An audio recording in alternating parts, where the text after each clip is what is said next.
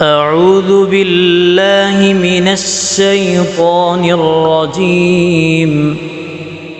بسم الله الرحمن الرحيم. يا بني إسرائيل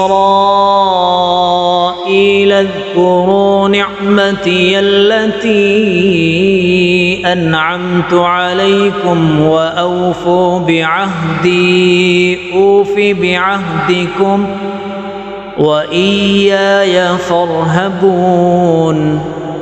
وآمنوا بما أنزلت مصدقا لما معكم ولا تكونوا أول كافر به ولا تشتروا بآياتي ثمنا قليلا وإياي فاتقون. ولا تلبسوا الحق بالباطل وتكتموا الحق وأنتم تعلمون.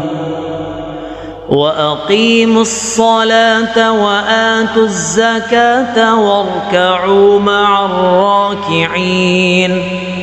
أتأمرون الناس بالبر وتنسون أنفسكم وأنتم تتلون الكتاب أفلا تعقلون.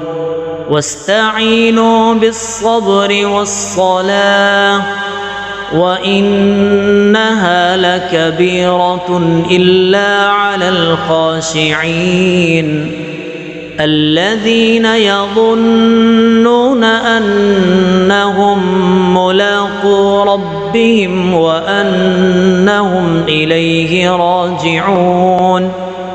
يا بني إسرائيل اذكروا نعمتي التي أنعمت عليكم وأني فضلتكم على العالمين. واتقوا يوما لا تجزي نفس عن نفس شيئا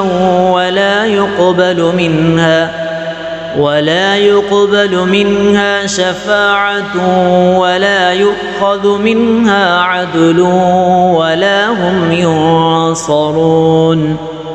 وإذ نجيناكم من آل فرعون يسومونكم سوء العذاب يذبحون أبناءكم ويستحيون نساءكم وفي ذلكم بلاء من ربكم عظيم.